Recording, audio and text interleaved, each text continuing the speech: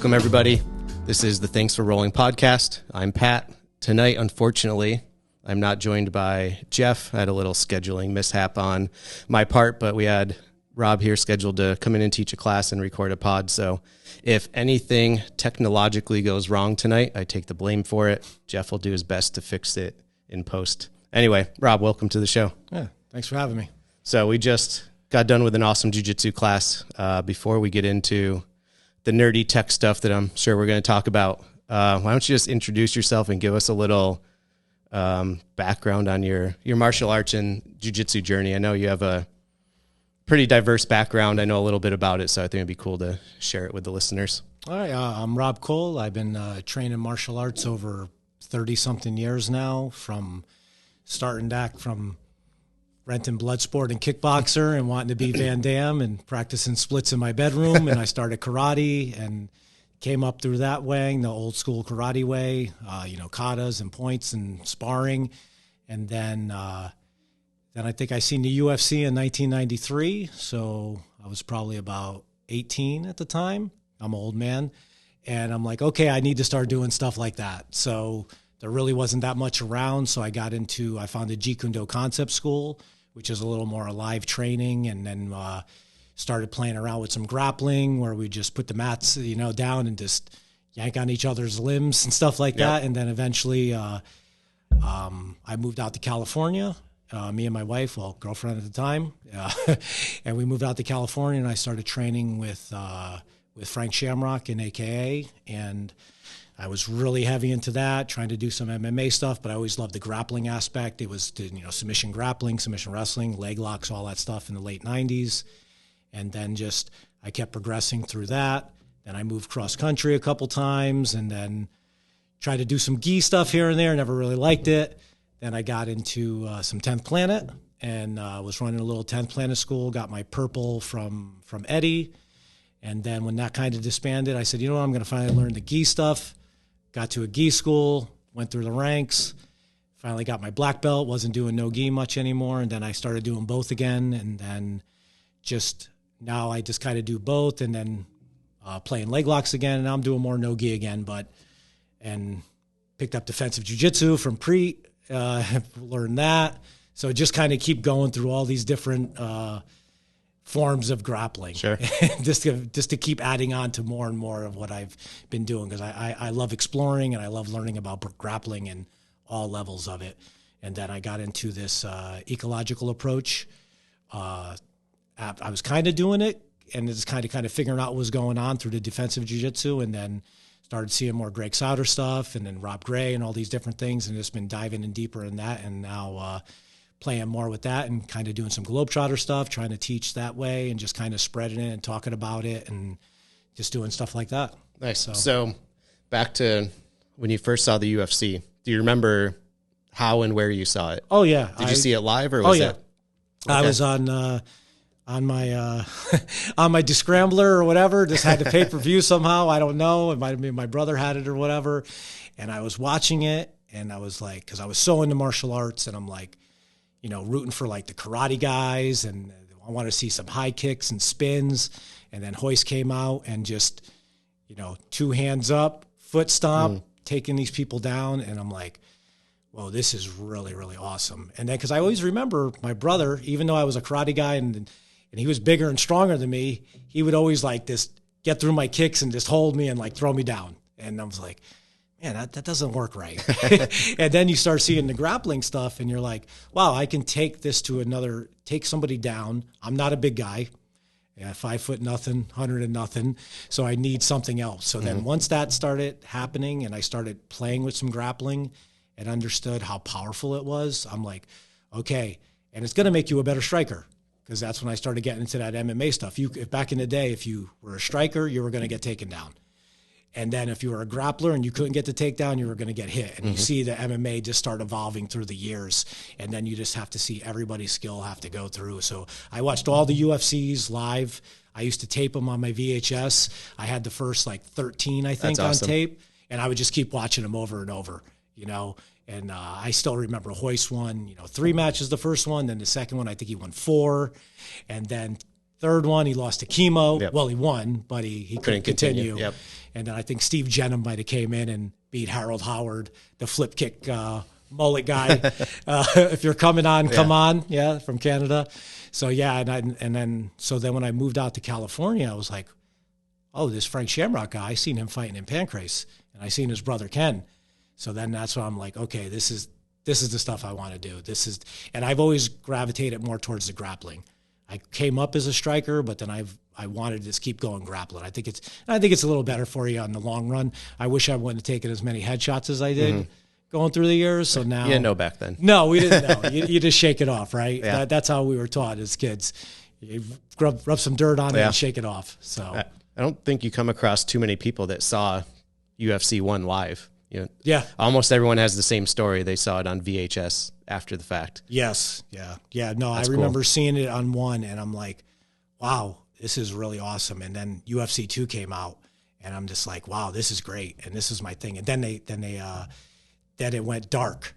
I think John McCain might have helped with the boxing commission to get it taken off. And then I was like, man, now I can't even watch the UFC. So then you had to go rent tapes and kind of find where it was. And then when I was out in California, me and my buddy, we would go to Japantown in San Francisco and rent the old Shudo ones on VHS. Okay. Yeah, it was really cool. They had Shudo, all the Pancrase stuff, all that type of thing. And I watch Ramino Sato, Genki Sudo, or Takanori Go, all those guys. Those were my you guys favorite. had the secret hookup on. Oh yeah, finding those tapes. Yeah, you had to go there, and that was the only way to get it. That Not was finding the them only at way to see Blockbuster. it.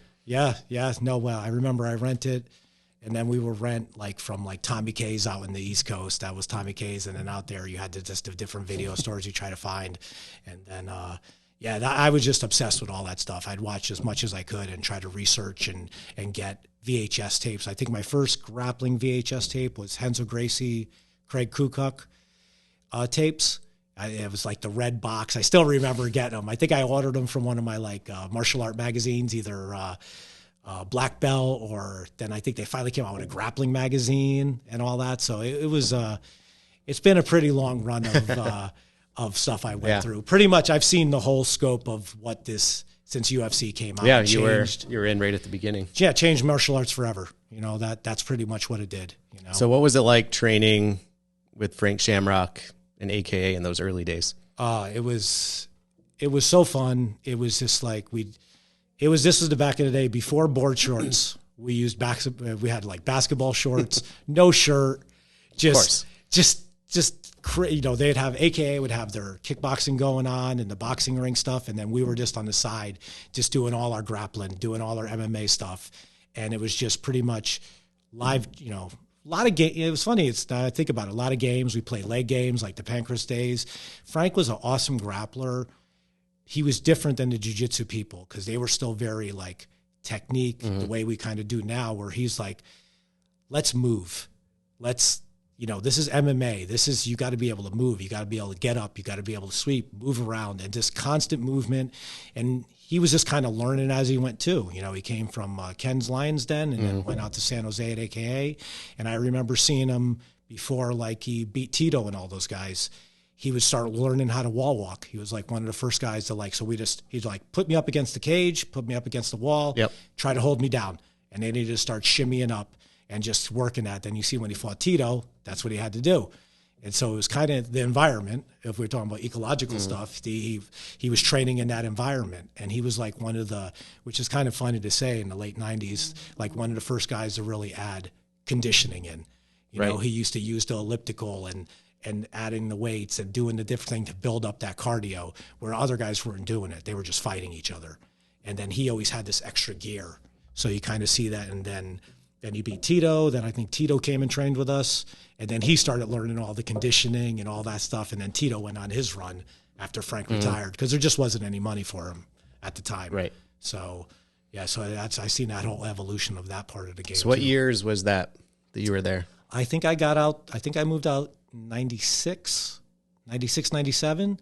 And then I probably stood out there till 2003 or 4 or something like that. Okay. So I was a black shirt under Frank. We used to have, I think it was gray, then blue, and then I think we had another one and then black. So there was me, there was another guy, Seth, and then Crazy Bob Cook, who you'll see still cornering in AKA. Those are, it's funny. I think I might be, this is a weird thing. I might be the only Frank Shamrock black shirt jiu-jitsu black belt, because I don't think, because there really wasn't no one else went into jiu-jitsu. Yeah, nobody else did too much jiu-jitsu. Bob did some with like Dave Camarillo and those guys, but I don't know if he went for any type of rank. So it's just kind of one of those weird things where it was just kind of, so when I got into jiu-jitsu, it was funny because everybody used to say, oh, legs aren't important. Leg locks are cheap or they're whatever, this and that. And I would just try to leg lock people. And then I got into jiu-jitsu and I would start leg locking people and they're like, well, you're not supposed to do that. And I'm like, okay. And then now leg locks became the big thing again. I'm like, man, we were doing those in the late 90s. All comes around. Yeah, if you watch Frank Shamrock versus Dan Henderson from the Contenders, I believe it's in 97, 98, he pretty much goes reverse De La Riva, inverts, spins, and hits like an outside, a double outside ashi or whatever you would call it now, and then outside heel hook. And it's like classic. And it was like, that was late 90s. So it's funny seeing the evolution of what it is now. It's a little more technical now than what we were doing, but all that stuff was there. We were playing 50-50. Inside heel hooks were huge. If you watch Ken in some of his Pancras days, he would just like grip and rip people and just tear their knees apart. You know, it's a little more technical now, but it did work. So I guess Greg was saying that went from effective and then you want to become more efficient. Sure. Like with the ecological stuff. Makes sense. So then you moved, you said it was like 2004, you moved back to the East Coast, right? Yeah, I think I went to Florida for a couple of years and then I went back to California and then I came back to Connecticut about 13 years ago. So I've been pretty much, and then that's when I got back into more straight like jiu-jitsu with the gi, then 10th Planet, then back to the gi. Okay. And then now I've been pretty consistent with, you know, what I've been doing. So just running the gamut of all different. It's funny. I've been promoted by somebody different at every belt level. I'm the ultimate, like, what is that? Just Creonch. Yeah. I'm one of the ultimate ones, you know, which I think it's good, you know, because I've never had any problems with those instructors that promoted me. It's just kind of when you're ready for that, you know, if you promote somebody, you don't own them, you know, it's just and we all have our own personal grappling, jiu-jitsu, martial art journey. And I'm just keep going, rolling with that. Yeah. Well, like I opened the intro with you have a very diverse background and, sometimes stuff just happens. Gyms close, people move, instructors move. Yeah. Gyms, Frank left AKA at one point and then I went with Frank and then AKA, then they got back, but then I moved to Florida. I was training a little bit, Rich Crunkleton, who he fought UFC. He was another old AKA guy I used to know. So I used to train with him in Florida a little bit. He had when he was learning gi jiu-jitsu from Cheetah Boras, I think, a little like 120-pound jiu-jitsu wizard. And that's when I was trying to learn the gi. I'm like, man, this gi stuff's like cheating. They're just grabbing all my pants and everything and just holding me down. So, yeah, it's funny. You meet all these different people. And that's kind of when I hooked up with the Globetrotters a couple of years ago, I'm like, oh, this is really cool. Like everybody's there to just train jiu-jitsu. You know, it doesn't matter. Politics. No politics. We're there to train, have a good time, learn some stuff, and just roll. You know, you go to an open mat and you're training with, 100 different people are on the mat from all these different parts, and it's like it's all about jiu-jitsu. It's all about the training. There's none of that other politics stuff, which really drives a lot of people away, and a lot of bad stuff can happen from it. I've seen it throughout the years. I'm just not into that at all. I'll train with anybody. Always have be, always will be. Mm-hmm. I tell my students, you want to go to another school and train? Go train and explore. If you like it, come back. If you don't, find something else you like, Yeah. I mean, if you're giving them what they need and they enjoy the culture that you're setting when they're training with you, then they'll come back. They'll come back with new knowledge. Here's my, here's my controversial take. If you tell somebody don't go to train another gym or open mat, that's not for their benefit. That's for the school's benefit. It's not for your personal growth. Get out there, explore, go to different open mats. Where we train at Ascension, we love when people come and train with us, and it's always been like that. So you coming up here, I'm coming up to here to this school. Yep. Yeah, no big deal, right? It's just come and train. No, it's all about sharing knowledge. Sharing knowledge. I love the more openness of jiu-jitsu now. Mm-hmm. And I'm glad it's going in that way, where you can just go travel. Guys are traveling for work or something else, just drop in somewhere. Yep. Why not? I went down to Standard Jiu Jitsu with Greg. Just messaged him, hey, can I come down? Sure, let's go.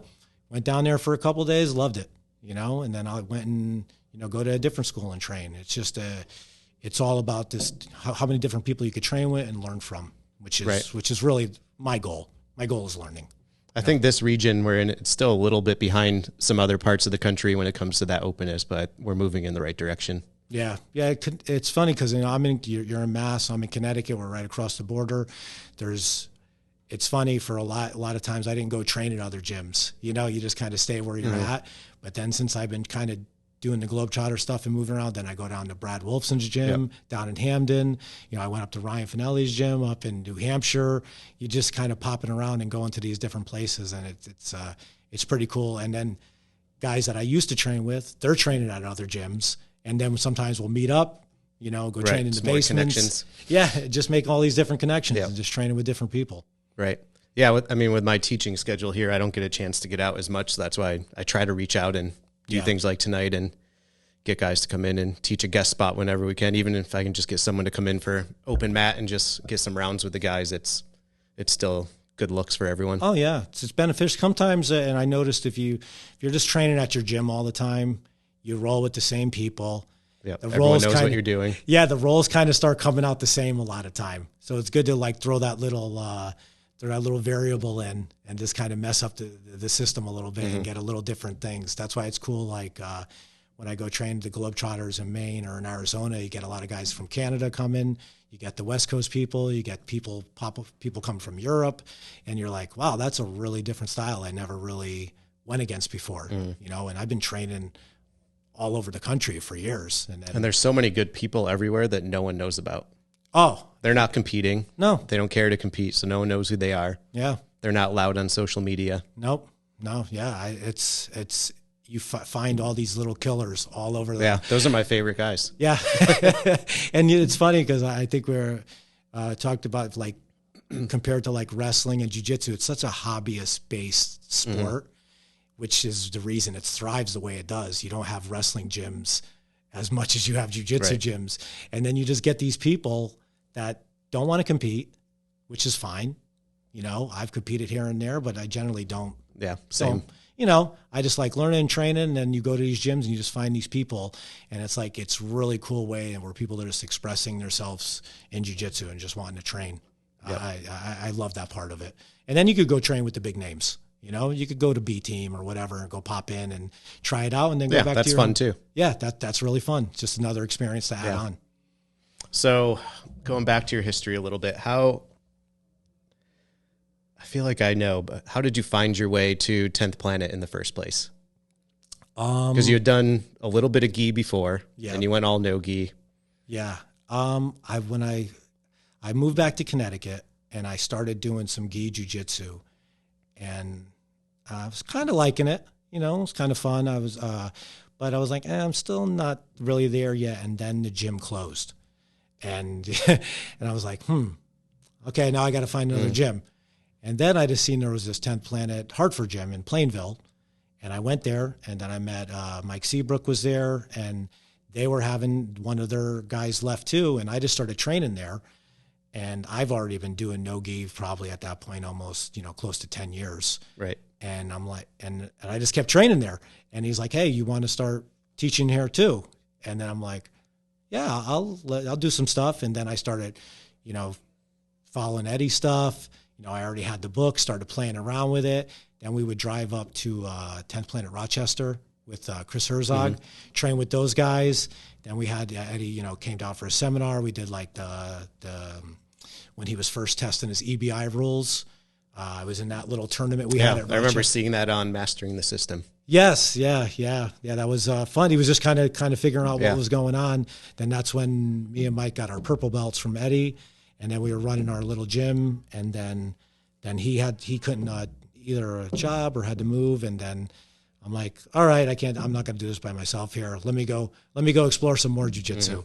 And then I did 10th Planet it had to be a couple of years, at least a year or two. But it was funny when I was doing 10th Planet. I'm really into like studying jiu-jitsu. So I was also doing 10th Planet, and I also had mginaction.com when it first came out. And I would just watch the 10th Planet stuff. Then I think I got Mendes Brothers online, and I just would try to absorb as much as I could. That was a very common combo at that time. Yes, yeah. Because those were the big sources of online information at the time. Yep. Yeah, that was Eddie's was great because it was cheap, and he'd give you his content. And then Marcelo's was good because it had so much. Yeah, his production was outrageous for the time. Yeah, no, it was really. I think I was on MG for at least a year.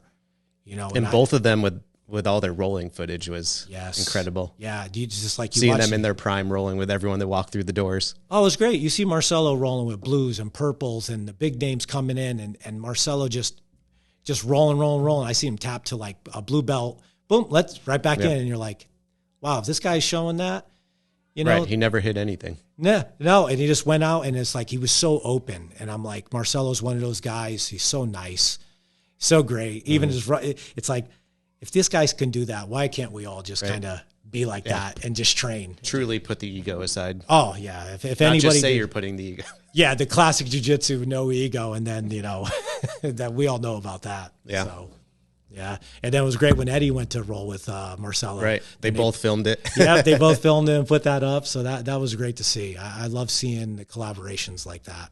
That's why it's kind of cool with these nowadays with all these podcasts coming out, and it's like such a big thing because I think jiu-jitsu attracts a lot of nerds like us. Yep. And we just love listening to people talk about this stuff, and you see all these different collabs of people on podcasts, and it's really cool to see. Yeah, I mean, that's why we started this one. And Jeff and I were just talking, we get some cool people coming through the door all the time.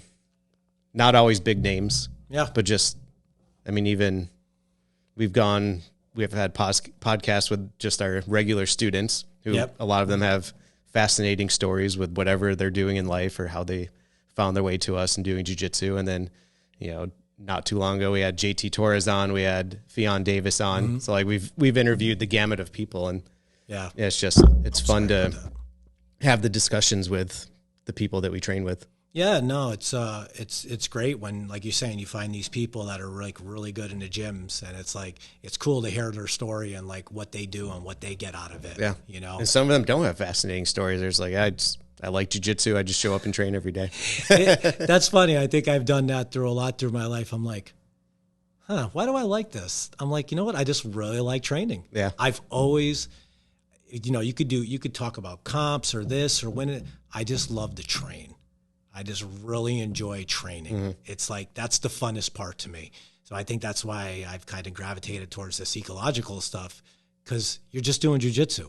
It's already a fun part. Everybody likes the rolling. Yep. Everybody likes that. So how can we do more of it? How can we do more of it without just doing open mat? Yep. Because you're going to get some bad habits. You'll still be I used to tell my buddies back then, you want to get good, just do open mats. Roll really hard. You're going to get good. Yeah, you'll be hard to kill. Tough to kill. You may not learn as much, whatever that means now that we're talking about it. But now as we're kind of picking up and you're seeing, like, if you're doing more jiu-jitsu, you're going to get a lot better at it. And now with the new ecological ecological approach, you're understanding what you're looking for now.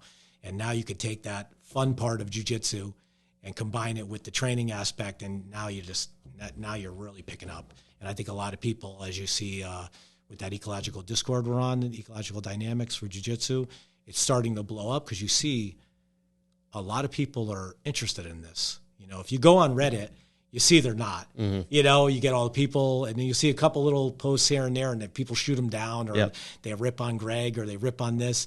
But then when you start finding people that like it, you're like, wow, there is a lot of people that want to train like this, because I think a lot of people just get bored, with training the old ways. Yeah. If you think about it, it's really hard for me to train the traditional way now. It's hard. Some of my buddies I've trained with, they go to their classes and they're just like, this isn't as fun as what we're doing together, what we're kind of doing, Right. Go ahead and rotate that back in front of you a little bit. Like that? Or, there you go. Sorry about that. No worries. I do it all the time. So I guess getting into the ecological dynamics, that's kind of how we got reconnected here, Yep. talking about it in the Ecological Dynamics Discord. So I saw on another recent podcast you were on, you had a pretty good quotable take on explaining it to people. Yeah, it seemed that because that seems to be the hardest part for most of us that are getting into it, is adequately explaining it to people in a simple enough fashion that it makes sense to them and doesn't sound like we're just boring them with academia. Yeah, because the language can be a little tough for people, and I understand why. You don't want to throw out all these terms. I'm not an academic. I'm just trying to pick up these things. I like it when I'm talking about it with people know, but when just discussing it, I like to put it in simpler terms for how people are going to how it resonates with people, and I kind of came up with a little hierarchy of how to explain it. I just trained an hour something entire, see if I can remember how I explained it. So like you have the hierarchy of, you have, sparring at the highest level. That's our expression of jiu-jitsu. Then on the layer below that would probably be what people consider positional sparring, which is still a great training tool. And then underneath that, you kind of have that dead drilling technical phase. And then one layer below that is the actual technical explanation of it. Hey, the coach talking about how to do this and where to put your hand and foot, blah, blah, blah. And then one level lower that is the concepts, the things that work. And concepts by themselves, you just talked about concepts all day and never trained, you're just concept guy, and you're just going to get smashed. So you're going to take those concepts that everybody agrees is the most important part of, well, pretty much everybody agrees, but in reality, it kind of is the stuff that works, those concepts, and you take those concepts and you convert them to tasks and goals, and then you put them into those live specific sparring situations, which is you have sparring, positional, and then that's where I feel the constraint-led ecological approach lands. And you're doing those tasks and goals in that live environment. And then I was thinking about it. That's how I try to explain why the transfer is so easy into sparring. But then I had another thought. There really is no transfer because it's already there. You're doing the same thing. You're doing the same thing. Like the class I just taught. All those games we played, those were live jiu-jitsu games. Everybody had a task and they had a goal, but they were playing jiu-jitsu. And then when you bring it to sparring, it's the same thing. So the transfer is baked in. It's already there. Mm-hmm. You don't need those. So how can I recall what I did of this technique, and then put it in? It's already there. So I think that transfer or no transfer, however you want to determine it, it's already there. And it's going to go right directly into your sparring. Where instead, if you just sparred all the time, you get more bad habits. You might be tough, but you're going to have the bad habits. So let's take those good concepts, those good habits, plug them into a live environment, small slices of the game, some stand-up, some tighter, some open guard game. You can even break it down as much as you want, how deep you want to go. And then it's already in that live sparring environment. So you're already doing jiu-jitsu. And then once you go into sparring, you're already doing it. And that's where the stick stays. That's where the transfer happens. That's where the retention, that's what everybody wants. Because what happens throughout all of jiu-jitsu, you've gone to a seminar, you go to a class and you drill something 10 times, 5 on this side, 5 on that side, and you look around and everybody's like, oh, yeah, I got it. I just did it 10 times. I got it. And technically they're right. They do got it in that environment because that's all you're going to get out of it. It's dead, But and then you're lucky if you remember one thing that you can apply later. Yeah, because then you go live rounds, which is kind of funny. I think Aaron posed a question about how to explain it. What's the speech, also for it. And then, because I've seen a lot of times where they say, well, this is really good for people who already know what they're doing. They get to do more live, they get to explore, they get to play. But the beginners, they need to be taught something. You got to show them how to grapple. And I think one, that kind of, we kind of underestimate what people know. They know their body, they can move. Even if you've never even trained any sports or can't move, still put them in an environment. And now what's really cool about this, what I think helps for beginners, because I was thinking about this today when I seen that question, and what's the classic jiu-jitsu structure that new people get taught? I've done it in the past. Okay, you do a 10, 15-minute warm-up, right? Some shrimps, some whatever. Shrimps totally out of context. And also, I'm a very bad jiu-jitsu coach. I haven't taught a shrimp in like 2 years. How dare you? Yeah. I've watched so many videos on the perfect shrimp, and I'm like, I don't even teach shrimps anymore. All a shrimp is putting your toes in the mat and pushing your hips away. You know, we don't need a super technical breakdown of what a shrimp is in a static, dead environment anyway. So you do 10, 15-minute warm-up. You may do some shrimps, some rolls. You do some jumping jacks. You get your body warm, whatever that means. So you do that in that thing. Then you drill your techniques. So what do you show a new person? You go, I'm going to show you a closed guard arm bar. That person's like, well, what is even a guard? Why am I here? What am I? Then they go, oh, no, don't worry. You're going to understand it. It'll make sense someday. Yeah. You're going to pull the head down this. You're going to throw the leg over the face. You're going to boom, boom. And then you do that 20 times. And then they're like, and you're like, oh, man, you're getting it. You're getting it. You're really picking it up. Then you show them another move. And then we go to spar. Now they pull into a guard. They grab on that arm. They don't get an arm bar. And what are they going to do? They're just going to spam that closed guard arm bar and just throw their body all around. It's going to be so wild. It's wildness. That's why new people get hurt, because they're wild. Mm-hmm. And you'll see it from white belt, 2-stripe, 3-stripe, even blue belt. They're just wild and all over the place, and that's when people get hurt.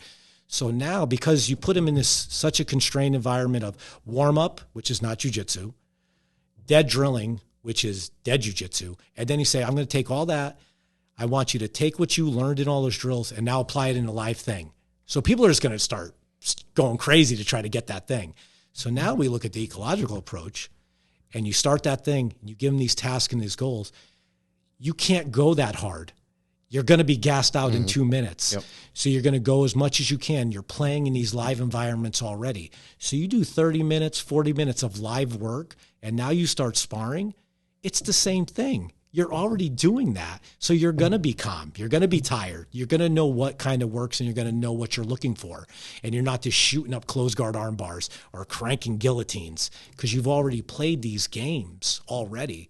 So I think people in a month, 2-3 months, they're already going to be less wild than the traditional where we coddle the person and tell them, this is how you're going to do it. Don't worry, you're going to get there.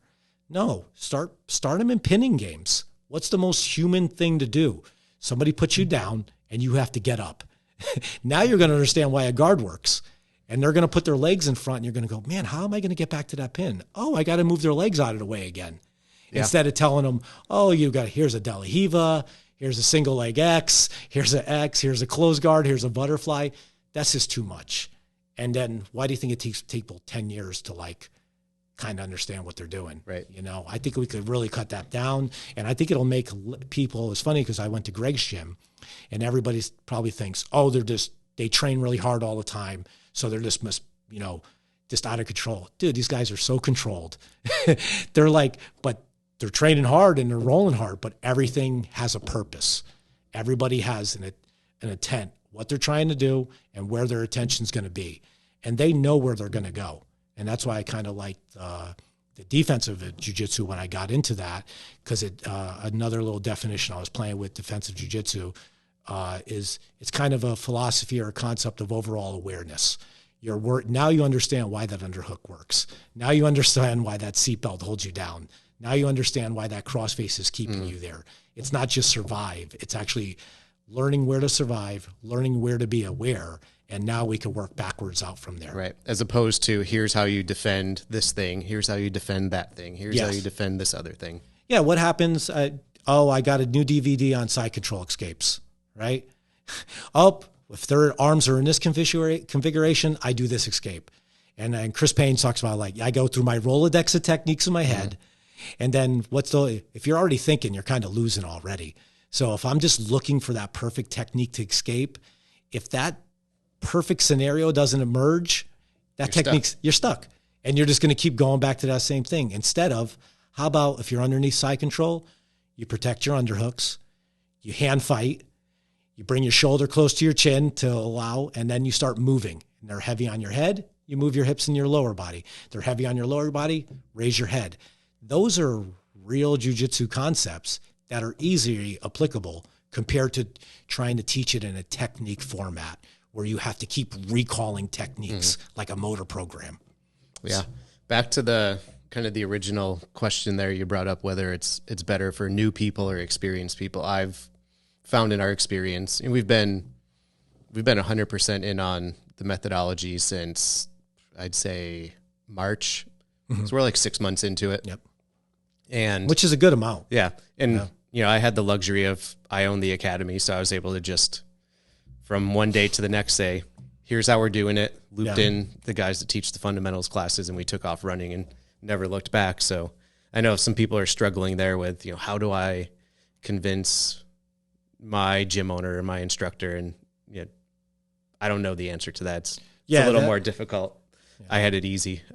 But we had a big influx of brand new people at the time too. So it was like the perfect time to test it. Oh, yeah. We had a beginner's class full of people that knew zero jiu-jitsu. So it was just a clean slate, and they're learning the full game of jiu-jitsu rapidly. Yeah. It's funny listening to them talk. Like I was telling you before off air, like, cause they don't know moves. They don't know the names of anything. So listen to them trying to describe stuff together back to us when they're asking questions is comical sometimes, but they're understanding the concepts of jiu-jitsu, and they're applying it too. They can hold people down. They can keep a guard. They can work their way out from bottom pins. Yep. Working into a little bit of wrestling and takedowns. I've had a harder time with, and not so much anymore. Our squad's really good at buying in on whatever we're putting out there, as long as it's legit, obviously. But it's hard to immediately see the results with them because they already know jiu-jitsu. They already have all their moves that they're doing anyway. So it's hard to immediately figure out are they improving because of the training style in the games, or are they just using the same stuff they already knew and they were already doing. Yeah. Obviously I think they're improving, but it was a little less obvious at first. Yeah. And to make that mindset change to, this isn't just live drills like we were doing before. It's a little bit of a different thing. Yeah. Because that's what everyone immediately goes to. It's just live drills. Yeah. Well, yeah. And also with that too, and with the beginner stuff, and they start playing this whole game, right? So you're working something from standing, and they kind of understand what they're doing. Then they're doing open guard and they're doing pinning, because there's only so many phases of jiu-jitsu. Mm-hmm. There's like 3 or 4, depending where you want to lean on submissions or whatever. So what happens is, what I see, especially with newer people, younger people, teens, whatever, who've never even trained any type of jiu-jitsu and understand, they get less lost. And that's huge. Seeing it in the teens has been huge. Yeah. They immediately get jiu-jitsu. Yes, they get it because they're playing this game. They understand it. And it's so great. Like, because I've trained in places in the past where people will be blue belts or whatever, and they're just, sometimes you put them in a tough spot and they just seem lost because they're just keep going for that same move over and over. But when you come up doing more of the games, you know where the task and goal is every game. Like, it's already set in there. So if you're playing standing, you know what you're looking for. You're looking for the inside space. You're looking for the control. You're looking for this position. Now you fall to the ground. Now you're playing open guard. What are you trying to do? Greg talks about it great. He breaks it down, distills it perfectly. What's the guard for? Maintain and get connections for destabilization and all that stuff, which is funny because I used to be big time into Mendes Brothers online, which I think Hafa is an amazing teacher, super, he has all the answers, this and that. But then I would always listen, what are the little concepts they're talking about? And he completely changed my guard retention game, not from all the techniques I was seeing on Mendes Brother, when he was saying, just control the distance with your legs and don't let anybody control your head. So I just started going into my guard. I had my feet and knees in front of me, put them on their body, and then I didn't let somebody control my head. It makes it so much harder for people to pass your guard just when you're thinking of that. So if I'm in there playing and somebody grabs my collar and pulls my head in, break that collar, get my head free. Knees in front of them, knee on the chest, put feet and knees in front of them. So that was, my guard retention started evolving just from those concepts, because I would always have that in my head instead of a technique, but I'd always go back to that. So these concepts, they travel well with you. And they're everywhere. The stand-up games are the same as butterfly guard games. What are we all looking for? That inside space, the double unders, the head and arm, any type of control you want. They're all there. So you not have to learn stand-up and butterfly. They're all the same. We're always touching each other. We're in contact. So we're always looking for the same things. We're all battling for the same thing, space, right? We're all trying to get to that space. So how do you get there? And that's when you start looking at that, you go start thinking, man, this isn't as hard as these million techniques that I think I'm supposed to learn. Right. You know, and I've always seen through the years, I try not to be a technique collector. And it's because it's very easy to collect a technique and to just say, I got it, and then add it in. He's like, that's mine now. Now I'm going to teach it to somebody. No. Teach them more of the other stuff. Teach them more general concepts of grappling. Build that base, almost like building your cardio, zone 2 cardio base. Right. You have a good base, and then it's easier to add that other stuff on. But if you don't have that base, you're going to be gassing out. Yeah. So get that good base of grappling. Understand the concepts you want to do. It's going to be easy to add in all that other stuff afterwards. It's simple. It really makes it, and now it's just the work and effort you put in. And like you're saying with like the guys who've had training for a while, are they getting better, or is it from this or that? But if anything, even if they weren't getting technically better, just from doing these games in this format, they're building up that work capacity already. They're building up all these different things. So now those techniques they already did know, they're going to be able to apply them more because they're going to have more awareness in the game. So now those techniques will become clearer, even if they did learn them in a prescriptive format. Mm-hmm. But now they're going to actually know where to apply them because they're going to see those affordances start popping up. You know, and affordances, that's, for some reason, people think that's a bigger word. It's just it affords you the opportunity. It's an opportunity to act, right? If you see that underhook, you take it. That's it. Now you have it. Now I have that arm. What can I do with that? I have all that inside space. I have the knee. I have all the space from the elbow to the knee. Now what if I put my leg over the thing? Oh, now I'm in an arm saddle. And then just keep chaining onto that position. Just keep taking that space away from that person because we want to immobilize them, and then it makes it easier. Yeah. How do you reconcile, you, as much as you try to not be a technique collector, you have your collection of techniques, names, positions, everything in your head from over the years. How do you reconcile keeping everything purely ecological, but also where you're fitting in the names of moves, techniques, positions? Yeah, I'll throw some names out just because they're, if we want to use terms like the invariant positions, stuff that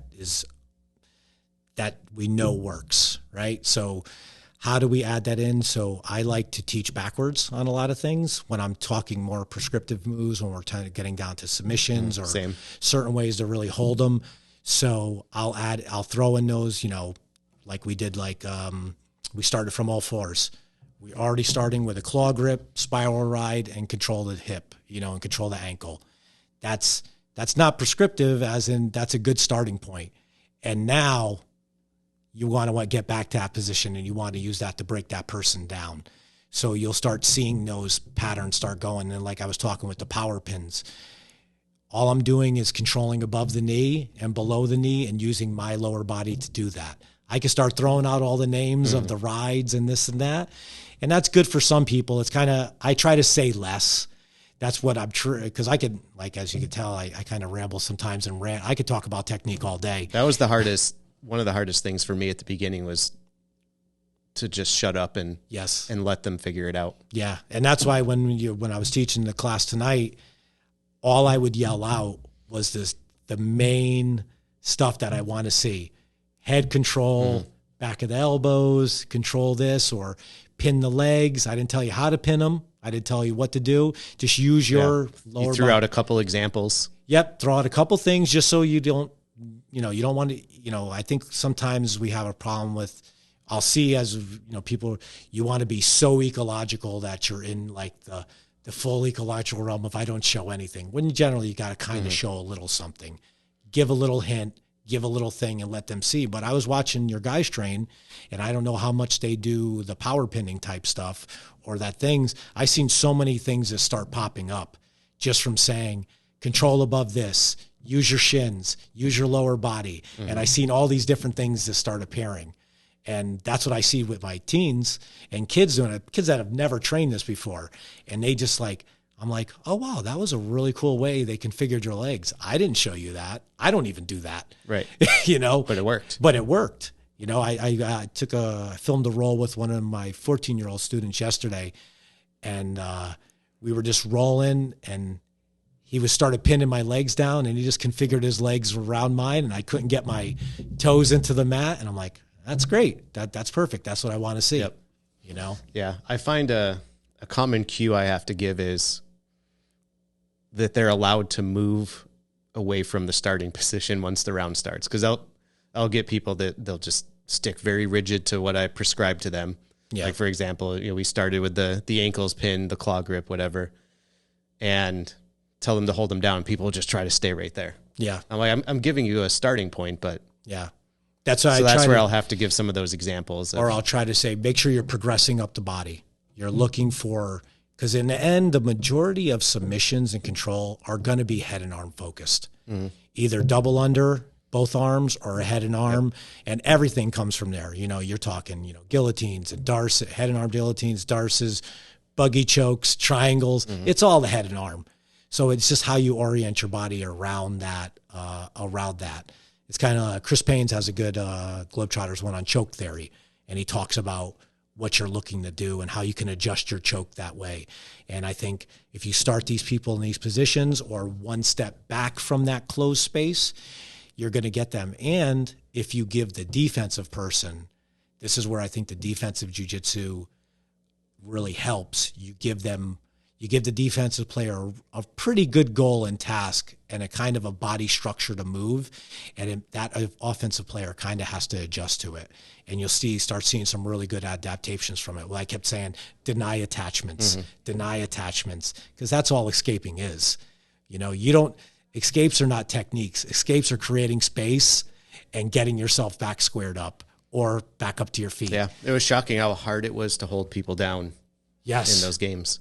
It's really hard. When somebody wants to get up, you better be able to hold them down. You better take away their feet, those toes in the mat, take away that position, because you're not going to be able to hold them down. Yeah. And we've been talking about that a bunch recently with some of our competitors, because, you get guys having matches against really strong wrestlers, and they inevitably end up on the bottom. And typically most jiu-jitsu people are trying to focus on submitting or sweeping off their back, but good luck doing that to a Division I wrestler that's bigger than you.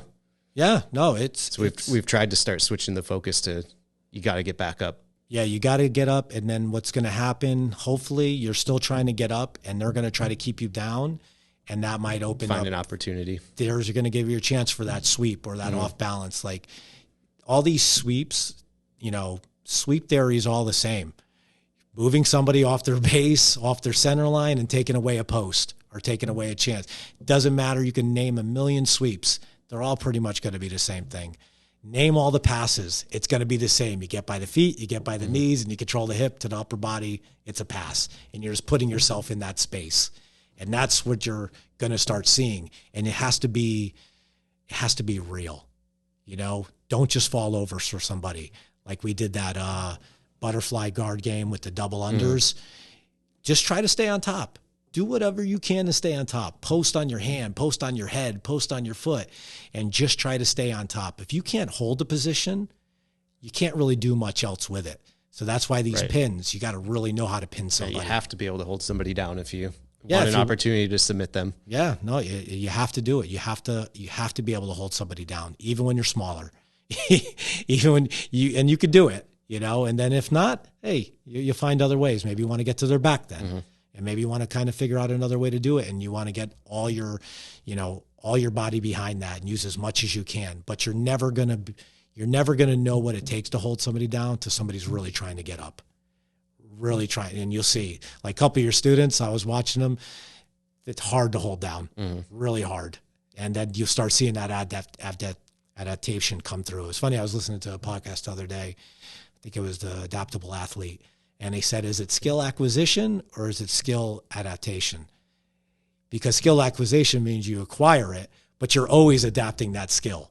And especially each day. Are you tired that day? Maybe you've been working out. Maybe you've been doing this. Maybe you're getting a little older like me. I have to keep adapting my skill, and if you're not adapting your skill, you're going to get stuck still doing your old stuff. You have to keep adapting. So it's kind of skill adaptation. Yeah, instead of skill acquisition, I really enjoyed the class format. I participated in the full thing, rotated in with everybody. I like the the coverage of the entire game of jiu-jitsu. And I know I've heard Greg talk about that before. We experienced it when we attended a seminar at the Finishers Summit. And it's been on my mind to explore that a little bit more, because right now we've been keeping class more focused on a specific task or position. And I think that's working well for the beginners class a little bit more, but I think at least in advanced class, we're going to start exploring covering the full game in a class. I really enjoyed that. Yeah, I really like the full game approach for any level personally, because like as we see this stuff, you see people improving, but sometimes it takes a little time. You know, so you see it. So if you're playing the whole game every day, you get to work those skills every day. Every day you get to work them. You know, because I used to be one of those guys. We're just doing Delahiva for the month. You know, we're just doing back attacks for the month, and everybody gets really good at back attacks and Delahiva. But then the other stuff, and then it just all I'm doing is looking for Delahiva now. You know, it's like, no, let's look at everything. Let's play standing, open guard, closed, or closer guard. There's closed, there's closer. That's different. Let's do pinning, and let's always trying to get back to our feet. Let's go. And now you're playing that whole game every class or close to it. You could do standing, guard, and pin, and then wherever you want to throw submissions in that mix. You can also say more advanced. I would throw a leg entanglement game in there. That could be part of the guard game. Or the way I like to teach legs is I like to go from the full end game, full saddle, full 90-10, double leg, and let that person escape and work backwards out of it. That's how I've had the most success teaching people who've never done leg locks before. Kind of give them that. And then you'll start seeing, I was talking to one of your students about the get-up game where you're sitting like in like a double butt scoot game, and controlling the ankles. Who can get up? Now you see who you have to control that bottom leg. Now you can add leg entanglements and get up from that same game. And now you're building it out some more. Now you can do it full, almost saddle, 90-10, whatever double leg entanglement you want. One person's trying to get up and get out, and the other person's trying to keep them pinned to the ground, keep their hips on the mat, and keep entering in the legs. And now you're just going to keep building out all these games from the end out, and you're going to be able to start seeing that develop there. I feel like we did something similar to that early on in our exploration of this. It just reminds me that's something we need to circle back on. I really like that approach. Yeah, we definitely focused on keeping the hips pinned with the entanglement. That was a huge one. A lot of people found some good use out of. We got a ton of use out of standing and splitting the entanglement. Yep. Yeah, it made people so much harder to leg lock. What's nice about that too is when you're splitting the leg entanglements and you start at that end point of an entanglement, it kind of teaches that person entries without having to show them. Because you're trying to go from just keep whatever control you can. They remove your foot off their hip. You got to put it somewhere. Put it back there or find the other hip. Exactly. Or just keep. And so now you don't have to, so you're not looking, I'm only looking for cross ashi, or I'm looking for this ashi or whatever.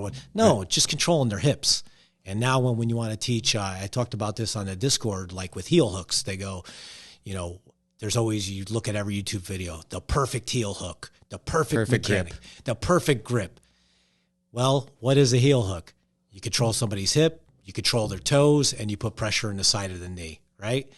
How are you going to control those toes? You could control them like this, or you could just grab those toes, put it to your chest, and there. It's the same thing. Yep. But if I just hunt those toes and somebody's really good at hiding their heel, you're just going to keep trying to get that heel.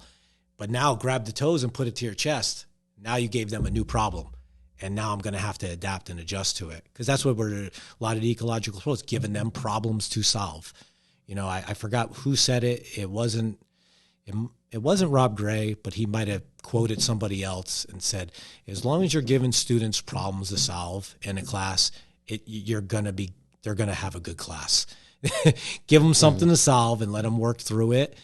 Like, the embracing the mess and all that stuff. I love messy, ugly stuff, not too wild and whatever, but I still like to see all the mess, people looking for different things, looking for controls, not just looking for moves, just looking for these different options that arise. So how hard of a time do you have now when you just see the culture of moves everywhere in jiu-jitsu?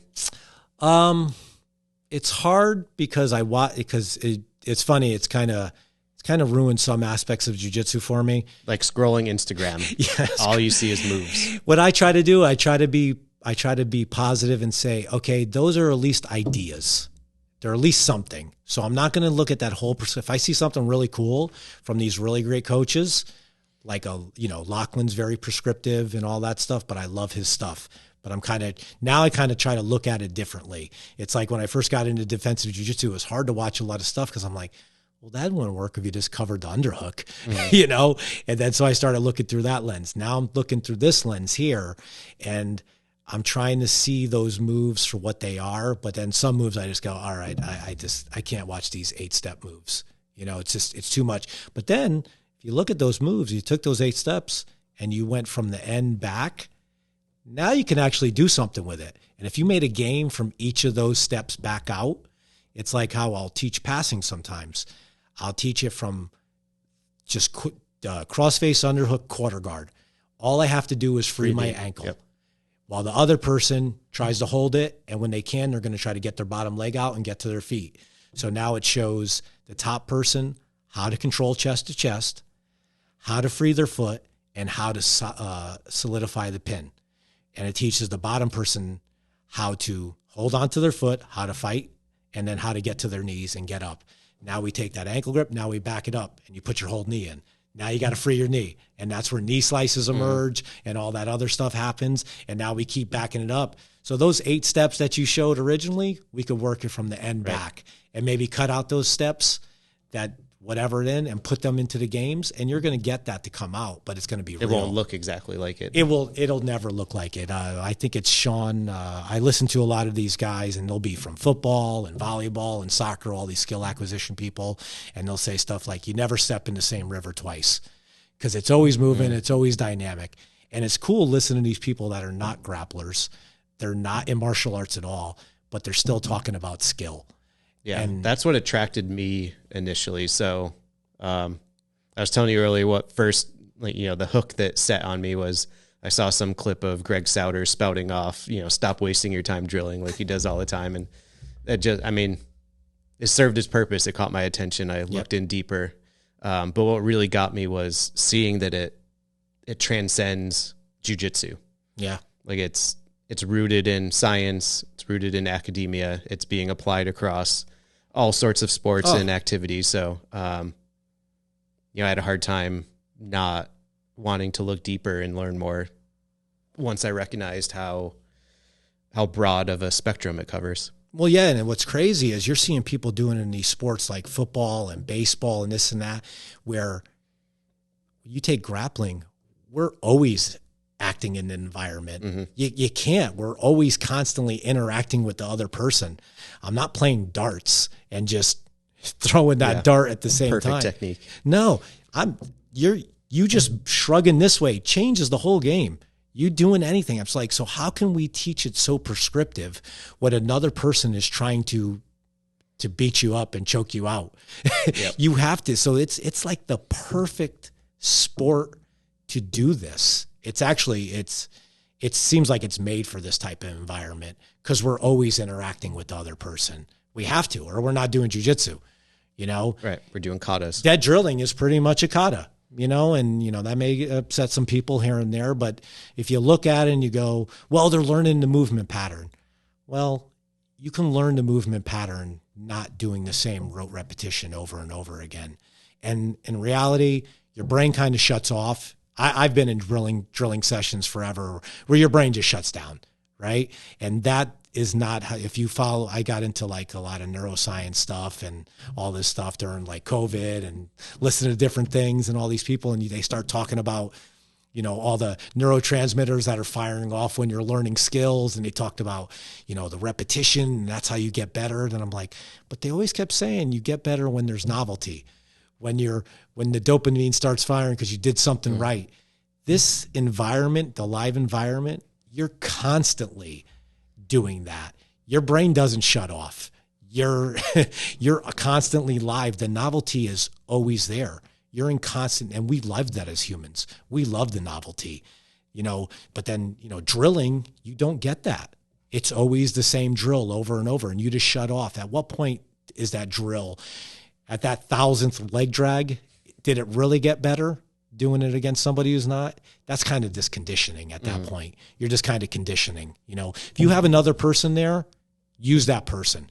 I think Rob Gray definitely says this one. The greatest piece of a training equipment ever invented was another human. Yeah. And that's what we're doing here. We're human on human. Right, we require it. Yeah, we have to. I can't be jiu-jitsu without you. I'm not just going to do these moves. You can only do so many neon bellies and arm bars on a grappling dummy. Oh, yeah. And that's just, it's, and I see, I'm grinded. I'm doing this. I'm doing that. Well, I can see that if you have nobody available. And I think Rob Gray talks about that. It's funny in his book. He goes, I was just going to the park and I seen all these kids playing soccer and they're all running around cones, standing in line, waiting their turn to go run around cones and kick a ball. No, play, get in there. That's growing up. What do we do? Get a wiffle ball. Yep. Play some football, play some this, play tag. That's how you get cutbacks and do that. I've gotten so much better control of my kids class by using this approach, because the talking and the demonstration is kept to such a minimum. Because what's the hardest part of a kids class? Getting them to sit there against the wall and pay attention to the move you're trying to show them, just to go match up, and for every single one of them to say, I don't know what we're doing. Yeah. So now we huddle up for maybe a minute or two. Yeah. Show them the position, set up the game, flip the angle. Let's go. Yeah. I love my kids and teens class. I'm like, as soon as it starts, I go, all right, this is what we're doing. Fighting for this, do this, make your parser fall, get them off balance and go. And they're going. And then it's still fun. They're engaged. And then, all right, next game, you're going to do this. And they go, and it's funny. There's hardly any questions. The questions are not there. And if they are, they're important. Well, what do I do here? Just do this. Put your hands on them. Do that. Man, and they just pop, go. And then they go right into live sparring at the end. And they're already doing. People have never trained. But it's easy when you tell them what the game is. Standing, what you're doing, Greg breaks it down perfect. We always fighting through the periphery, the hands and the feet to get to center mass, to isolate it, to get to, again, that's what's always happening all the time. So why do we need all these other techniques for these super specific positions that sometimes appear and sometimes don't? I've gone through where I've done seminars and trained with people and I learn a certain technique, then I try to go do it in sparring. There's not even an opportunity. Right. It's just not even there. But if you keep it at such an extreme, like generalist grappling approach, all these different things are just going to keep happening. And now you're not going to keep pulling up techniques. You're just going to pull up these concepts, these controls. And it's funny, I started to notice when a lot of my class, I don't even teach as much submissions as I used to because the control wasn't there. But now the pinning games are so strong.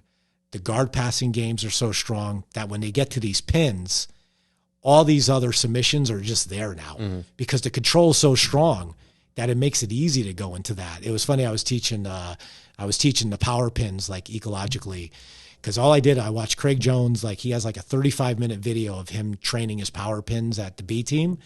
I didn't want to do the old school way, buy the DVD. Yeah. Just watch him do it. Break it down. I'm just watching him go and I go, okay, well, this is all he's kind of doing. All right. So let me create a couple games, created some games. Had a couple of games that we did today, those style. I did it with the kids. And this one girl, she had this kid pinned belly down, legs split, handcuffed with a rear naked control grip. And I joke around with the kids. I like drop down to the mat. I'm like, you better get up. How are you going to get up? He goes, well, if I move this way, this is going to happen. If I move that way, this is going to happen. I go, that's why I'm showing you how to do this. And he moved this way, boom, and he got choked. And he's like, all right, cool. That's how it kind of worked, Nice. And it was funny. It's before I even found out about the whole ecological approach and the terms, I started playing with it it's almost 2 years now. just on and off, kind of how I just was playing it. Because I told you the defensive jiu-jitsu really led me to this, because you can't train defense by doing reps. Like, what are you going to do? Collar choke, collar choke. It doesn't work like that. Yep. You have to be in these positions, and you let that person try to choke you. And you just give them a couple heuristics, turn into the choke, clear the underhooks, and go. So I'm like, all right, I'm seeing an adaptation with me trying to work with my buddies, figure out this defensive stuff. So I said, let me try to apply it in normal situations. So like I told you, I was teaching X guard, which could be a super complicated position, right, for people. Oh, you don't want to teach somebody X guard. I taught this girl, she had like maybe not even 6 months, and start full X guard. And I just told them, all you're going to do is control it, maintain that X guard as long as you can, and I want you to move the person around. You can only go forward, backwards, side to side. There's only so many ways somebody could fall. Top person, try to stay on top. Don't let them fall. And I go, let's see what we find. Then the girl, she's like, hey, coach, check this out. And I go, what'd you find? She goes, is this right?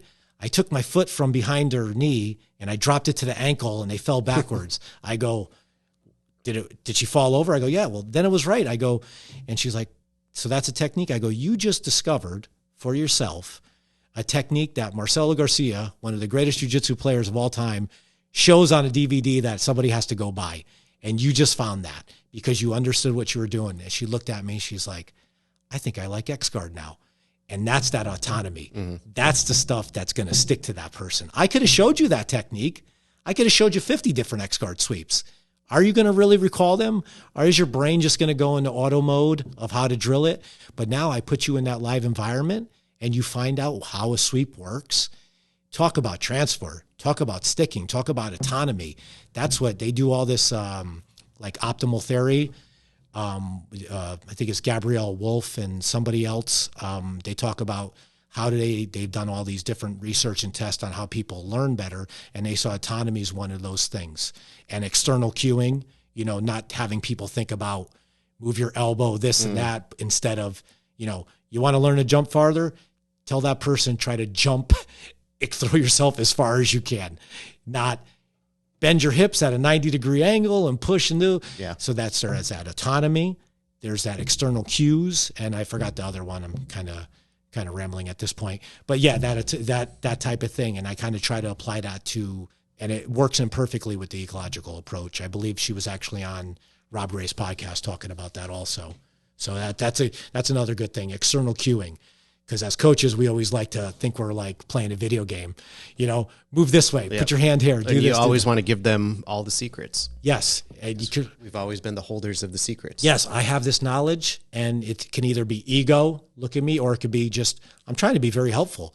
I want to show you where you're struggling. But if I tell you that answer right away or tell you there, I'm only giving you a solution for that exact moment, and I'm kind of robbing you of your learning. I don't want to rob my students of learning. Right. But if they're really struggling and they need something, yeah, I give a hint. Or say, hey, how do you think this would work? Not just say, try this. Or you can, and it might work, and maybe it'll stick, maybe it won't. But try to get them to problem solve, because that's all we're doing in jiu-jitsu all the time is problem solving. So that I want to give that to the student to solve. So all my years of knowledge and all my technical this and that, it's still good knowledge to have, because now I know how to set up better learning environments. And that's where you have to pay attention to the class and figure out where your input is needed, what type of input is needed. I think people get this misunderstanding that we're just setting up these games and everyone just goes nuts. Yeah, set it and forget it. Yeah. No, you constantly adjusting. You're adjusting, you're reading the room, you're seeing what's going on. If you see a room-wide problem, all right, I got to kind of adjust it. Maybe I got to constrain it a little more. Maybe I gave you a little too much rope, or I can change the task focus, or I could just say, you know what, this game is not good. Yeah. Let's just go to something else. And at least they were still working that environment, and now they get to go add into another game and kind of play it. But as you start dialing these things in, it's all a learning process. As a coach, I'm still learning how to be a better coach. But how can I be a better coach if I just keep prescribing the same stuff over and over and over again, and just give you this, here's your technique, here's your move of the day, Here's your whatever. Now go drill it. And then what happens when they don't hit it? Coach, I can't hit it. Well, you better drill it some more. Do it more. Yeah. We had I came in with a game recently and it just didn't work. So I had to stop it in the middle of it and just be like, guys, this game's not working. Let's pivot to something else. Yeah. It seemed like a great idea in my head, but then they got applying it and the constraints just, they were stacked too heavily on one side or the other. And, one person just had no chance at achieving what I thought they would be able to. And instead of just letting them go and keep bashing their heads against each other, we modified it and came up with something that worked a little bit better. Oh yeah. That's kind of what we're all doing here. Even right? if something as simple as the entire room looks like they're having too hard of a time physically with it. Yeah. It's like, okay, maybe we need to dial back the timer a little bit shorter for this one. Maybe we need to constrain it a little bit more so they're not having to expend so much energy. If it's just a couple people that are too tired, too bad. Get back to work. But if it's the entire room, it's like, okay, we need to modify. If people can't. Or sometimes partner mismatch is just pretty poor. We all have our physical attributes. We all have our size and this and that. So sometimes if I see two partners that work really well together, I generally like to switch partners because I like people to get that thing. But if there's a big discrepancy in size or this or skill level, sometimes you guys stick together. Sometimes we'll stick together with things. And then next class, make sure you're training with somebody else. And it's funny that's another thing. If you notice, and I don't know if when you are coming up too, you start training and you go to the gym, you see the same people. And you got your favorite partner. And you usually drill with that same partner over and over again. That would happen all the time. And then sometimes coaches are like, switch them up. And then they just go, they always go gravitate back to the normal one anyway. I like to switch people up. We do too. We generally make them switch. Same scenario though, if it's, one person that everyone else is just too much of a mismatch for them.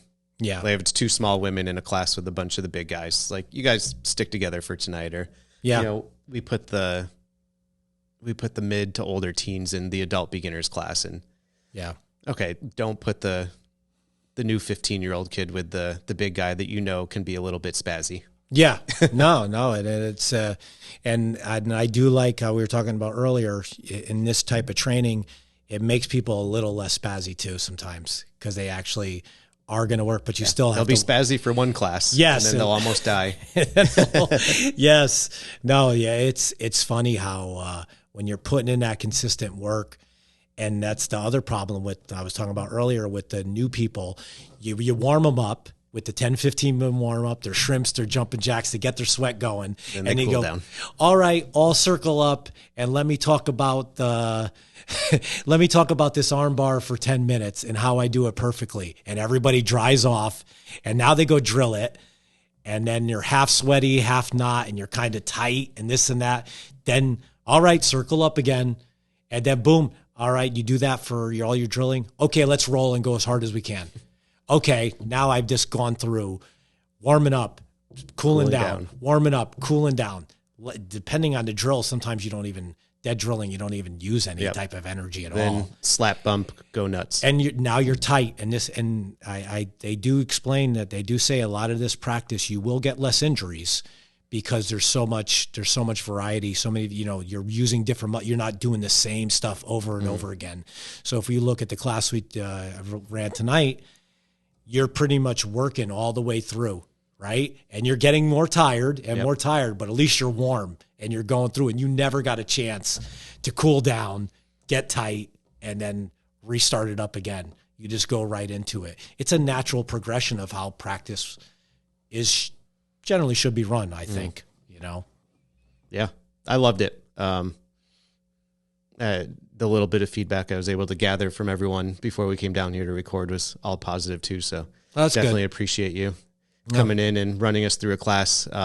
It was as much for me as it was for the students. It was cool to see somebody else running a class, within the same style, but a little bit different. I attended Greg's seminar in Bethlehem, so that was cool to see it from him. And then now it's cool to see that we're operating on a very similar wavelength, although we came about it completely independently. Well, it is funny when you start seeing it where you start training live more like this. practices start coming out very similar. Like, like you were saying, there's only so many positions and yeah. It's funny. I laugh. Me and Chris Payne's chat on, offline here and there on his podcast, and he's over in the UK running his gym, and he's diving down the ecological approach, but he's been doing this type of stuff beforehand also, where they're trying to stay on top, not accepting the bottom. And we're running into the same things. We're working on the same stuff, balance, trying to hand fight, trying to control. And it's like, dude, he's in the UK. I've only trained with him like twice, I think, once in Maine and once down in Hamden. And then we don't know what each other's class is going about, but we're kind of same stuff emerges. We're kind of finding the same stuff. And then I could see maybe Preet's finding more of the same stuff through his defensive focus, because all that, the baseline where people get wrong with Preet stuff, it's like, oh no, those guys just lay there and just don't do anything. The goal is always get back up. It's just Preet likes to show how long he could last in these supposedly awful positions. But in reality, you're always trying to get back up, but you want time in these positions. And that's how we're all going to get better. Time in these positions, you can't do that by dead drilling. You can't do that just by repping the same things. We always get better by volume and frequency, right? So if I take, and then, I'm sure you got probably wrapping it up, but where it's like, well, I want to train like, well, these top gyms all drill, so I'm going to drill just like them. Yeah, those guys may be drilling for an hour, but they're also rolling probably for 2 hours. They're also strengthening conditioning. They're also doing these other things. Yeah, they can also do that drilling. But if you're only training 2, 3, 4 times a week, an hour a time, do you want to waste 15 minutes on warm up, another 30 minutes on drilling, and get maybe 15, 20 minutes of live rolling?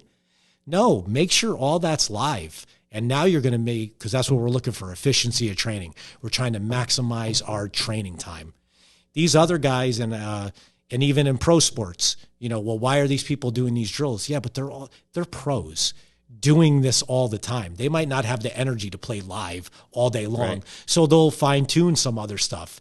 But if you're the average jiu-jitsu hobbyist or student or whatever, even want to be a competitor, you better be training in this live environment.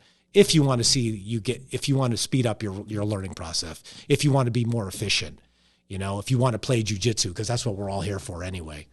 Yeah, I mean, after the change we made, it kind of makes me feel like I've been wasting everyone's time the way we ran our fundamentals program for all these years, because we didn't have them rolling at all. It was just all low-key technique drilling, and some of them never rolled at all because they, schedules, kids, whatever, they only attended those fundamentals classes, and now they're all getting to really get that live work in every time they come, and I can just see it on their faces how much more fun they're having and enjoying seeing and feeling their own progress. It's like I tell people, I'm like, if I'm going to leave my house and leave my family to go somewhere, better be worth it. I want to train. I want to be sweating. I want to be really training and doing my thing. We all look for these little. I could have just stayed home and chilled. No, if I go somewhere, I better be sweating. I better be doing. What's worse than going to a class and just hardly doing anything, and then going back home and you're like, oh, I really did some jiu-jitsu. Well, did you really? I really want to train more. I want to do that type of stuff. Yeah. I learned in it was like a little business training for martial arts. It was like 3 touch points of making sure people are having a good time in your classes, or you'll retain them or whatever. And it was, they need to learn something, they need to have fun, and they need to sweat. Yes. Yeah. We're missing the sweat. Yes. And you want to have fun, and sometimes drilling, you look at people. I challenge, here's my other controversial statement. I'm really firing it up now. No, I challenge, if you're, and listen, there's nothing wrong with the information product. We've all been there. World champs train off of this and this and that. We're just looking at a different approach. Look, when you're a coach and you're teaching and you're doing these drills and you're teaching, look around the room, see the engagement. I've looked around in the past. I thought I've taught great classes of drilling and this and that, and you'll look and you see people, okay, I'm done with this drill. What's the next one? Especially beginners that don't already have that, they don't have it built into them that you just keep drilling. They do it literally one time and they're like, good. Yeah, I got it. I've mastered this technique and I'm good. Just look around your loom and go, how much engagement? Now start playing some games. Start trying to integrate. Get rid of your warm-up. Throw in a warm-up game. Throw in a live drill, a live constraint leg game. Give them something and start seeing the faces. Start seeing where that engagement starts coming in, where they're really grinding and working for that thing and they're actually engaged in the practice.